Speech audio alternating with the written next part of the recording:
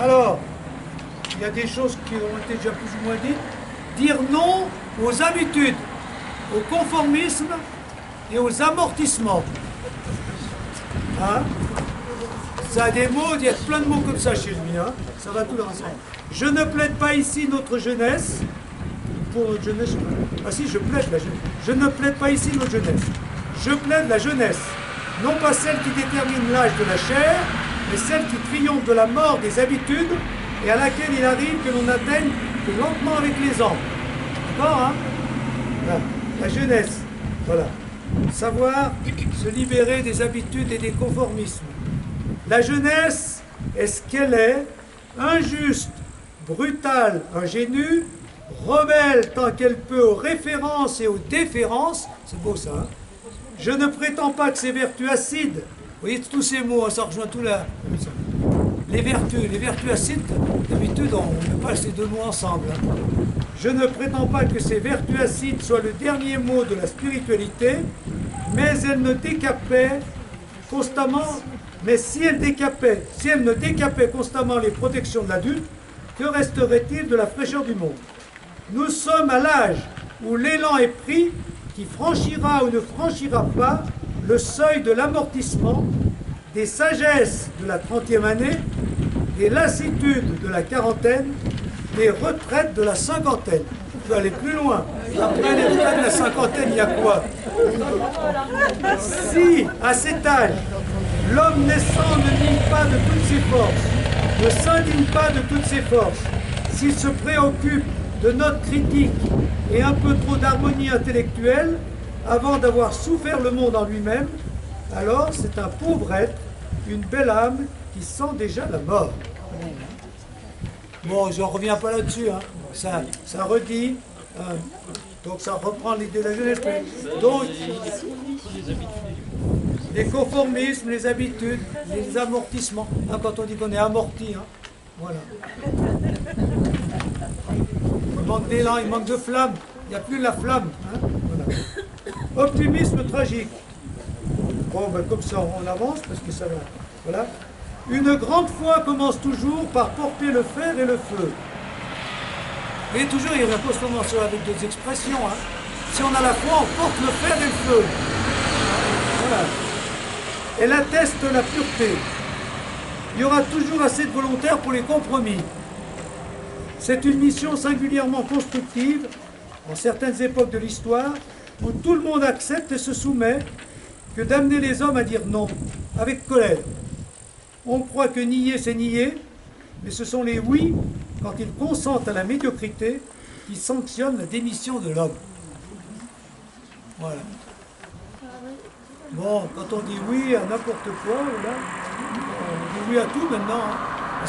On ne réagit plus, on n'accepte plus, trop facilement peut-être. Voilà. Mounier est un combatif, un engagé qui combat pour les ouvriers, pour les peuples colonisés, contre les totalitarismes. Il s'est engagé dans des courants bien sûr comme ça, mais surtout pour la foi, pour la personne, on l'a vu, pour la liberté personnelle, qu'on doit toujours entretenir, qui construit notre vocation en lien avec Dieu. Il ne s'inféode à aucun parti, y compris intellectuel ou spirituel. Voilà. Adhérer à un parti, c'est trop entrer dans un cadre. Hein. Voilà. Il veut rester lui-même, sans compromission. Il veut que son oui soit oui, que son non soit non. Mais il croit à la réussite finale de l'homme, du personnalisme communautaire. Cet optimisme est un optimisme de combat, de oui et de non tranchés. C'est un optimisme tragique. Voilà. Donc ça rejoint ce qu'on a dit tout à l'heure, je le redis là. Donc, le problème, c'est que reste-t-il de ça? Hein? Le personnalisme communautaire. Il croit que ça va marcher, mais actuellement, on n'en voit pas bien les traces. Voilà. Comme beaucoup d'autres choses. Comme l'élan du concile aussi, ben oui, ça c'est un mystère de notre époque. Alors, qu'est-ce que Dieu veut derrière tout ça? Ben ouais. Mais il faut garder. Il faut garder l'optimisme qui combat. Il faut croire que le concile n'a pas encore dit son dernier mot, que toutes ces belles idées vont pouvoir reprendre, etc. Puis surtout croire que la spiritualité n'est pas morte, mais qu'elle peut revivre, hein, avec le souffle de l'esprit, dont certains sont témoins, pourquoi pas. Il faut y croire, d'accord? Optimisme tragique. Non pas un optimisme béat. Le contraire de tragique, c'est béat. Hein. Tout va aller. Demain, on rasera gratis. Hein. Demain, ça ira mieux. Non, demain, ça ira mieux si on se bat si ensemble, hein, en communauté, personnellement. D'accord? Pareil pour la foi. Demain, il y aura de la foi si les chrétiens s'engagent et donnent un beau témoignage. D'accord? Ah, mais il y en a pas tant que ça. Peut-être aller, je vais accélérer. Hein. Présence à Dieu. L'humanité une et solidaire se meut dans un temps qui a un sens. Pour Mounier, l'humanité n'est multiple que selon les apparences. En fait, elle est une de l'intérieur, par ce qui la travaille de l'intérieur, par le sens qui la meut de l'intérieur. Et ce sens est le travail de Dieu qui veut tout récapituler dans le Christ. Pour mener les temps à leur accomplissement, Dieu a réuni l'univers entier sous un seul chef, le Christ, ce qui est dans les cieux et sur la terre. Ça, c'est l'Épître aux Éphésiens. Mais donc, pour Mounier, ce travail de récapitulation commence à l'incarnation, événement unique de l'histoire, puisque c'est l'entrée de Dieu dans l'histoire pour la parfaire, la terminer, la restaurer, la renouveler, la diviniser. L'histoire désormais ne se résout plus en loi intemporelle ou en mythe cyclique, elle est clouée à un événement, l'incarnation. Il récapitule, comme disaient les pères, toute l'histoire antérieure, qui en est la lente préparation. Il inaugure et dirige toute l'histoire postérieure. Donc à partir du moment où Jésus s'est incarné, eh bien, il travaille l'histoire humaine par son esprit pour en faire son royaume. Donc le monde va vers le royaume et non pas vers sa perte. Mounier voit Dieu au cœur de l'histoire. Être présent à Dieu, c'est le sentir travailler l'histoire, le monde, l'actualité, le passé et le futur. Donc on rejoint Teilhard Chardin, hein, qui voit Dieu comme le maître de l'évolution de l'univers et le bouillonnement de l'histoire. Il a une vision cosmique et historique de Dieu, rien à voir avec la tendance affective ou spirituelle actuelle de vouloir son Dieu à soi, son Dieu qui fait chaud au cœur. Voilà. Je prie mon Dieu, mais ma piété, ma prière, c'est bien. Mais si c'est le vrai Dieu que tu rencontres, tu te dis, mais qu'est-ce que tu fais pour changer le monde, pour bâtir mon royaume? Hein? Tout seul, non. Ensemble, personnaliste, on peut changer le monde et voir Dieu à l'œuvre dans le monde. Et ça, c'est pas facile. Hein? Voir Dieu à l'œuvre dans le monde. Voilà. Présence aux hommes, présence à l'homme, la transcendance. Enfin, la personne apparaît dans l'histoire de la nature comme une émergence, un saut absolu, et partout où elle réfléchit sa vocation, elle se voit elle-même poussée vers un nouveau salut, hors de son être empirique, vers un univers surhumain de valeur absolue qui tend ses énergies et lui promet un dépassement du monde et d'elle-même. Voilà. Donc, j'accélère. Donc, on voit bien que quand l'homme est apparu, eh bien, il y a quelque chose qui est de nouveau qui est apparu. Hein. Ce n'était pas un animal. Il y a une pensée, une conscience, une ouverture sur d'autres choses. Hein, sur l'art, par exemple, avec les dessins préhistoriques, etc. Donc l'homme, il voit que dans l'histoire humaine, il y a une transcendance qui travaille. Hein. Et donc, l'homme n'est pas le fruit seulement de l'évolution, mais quand il apparaît, il y a une intervention d'ailleurs. D'accord? Donc, il dit, Dieu va continuer comme ça. Voilà. Et donc, notre monde, eh bien, Dieu travaille toujours ce monde.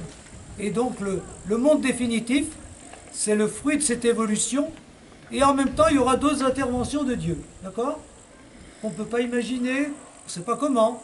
Donc, il faut croire aux deux choses. Vous voyez ce que je veux dire? Hein? Donc, autant il faut travailler le monde pour qu'il y ait plus de justice, plus de paix, plus de fraternité, hein, tout ça, avec tous ceux qui s'engagent, plus de respect de l'environnement, etc.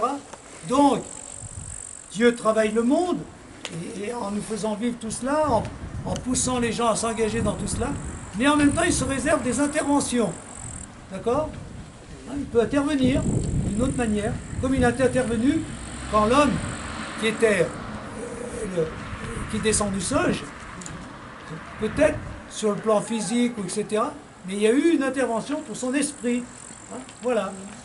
Donc on voit que Il faut laisser à Dieu la liberté d'intervenir. Et donc ça rejoint, ça ne fait qu'alimenter notre optimisme tragique, notre espérance. Donc on combat pour changer le monde, mais en même temps, si on a la foi, on laisse à Dieu la possibilité d'intervenir, pour que ça aille mieux, quand il voudra, comme il voudra. Ça va comme ça?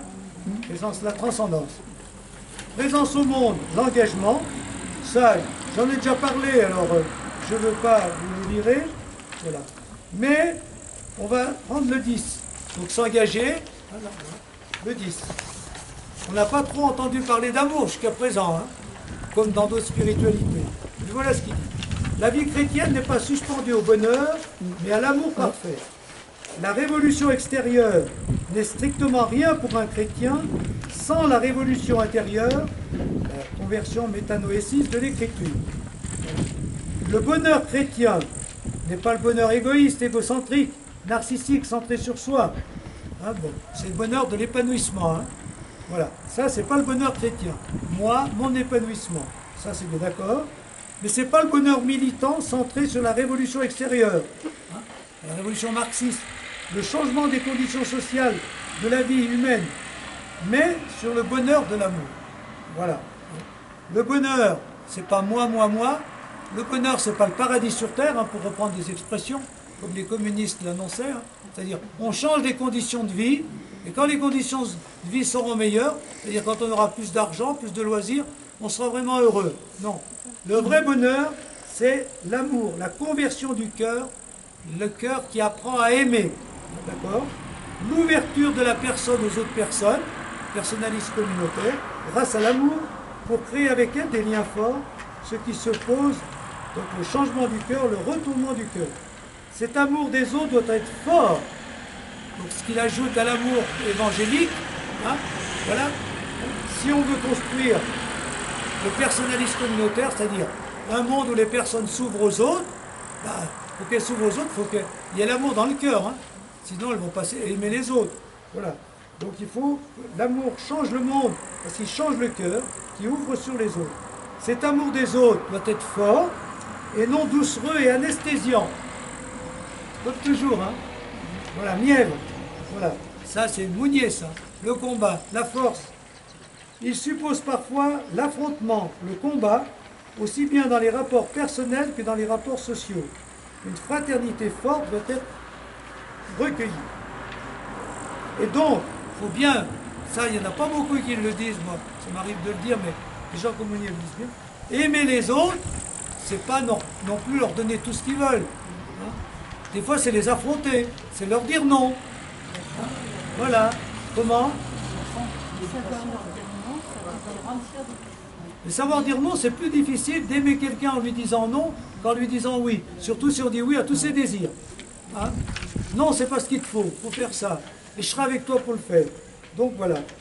Aimer les autres, c'est ça. L'amour qui donne, mais aussi qui affronte pour que l'autre fasse sortir le meilleur de lui-même. Voilà. Ça, c'est l'amour sportif dont je parle souvent, mais c'est Mounier qui le dit, avec ses idées de l'affrontement chrétien, qui était le titre de ses livres. L'orientation vers les plus pauvres, et puis après on terminera, pour aussi on va y arriver là. Voilà, c'est bon.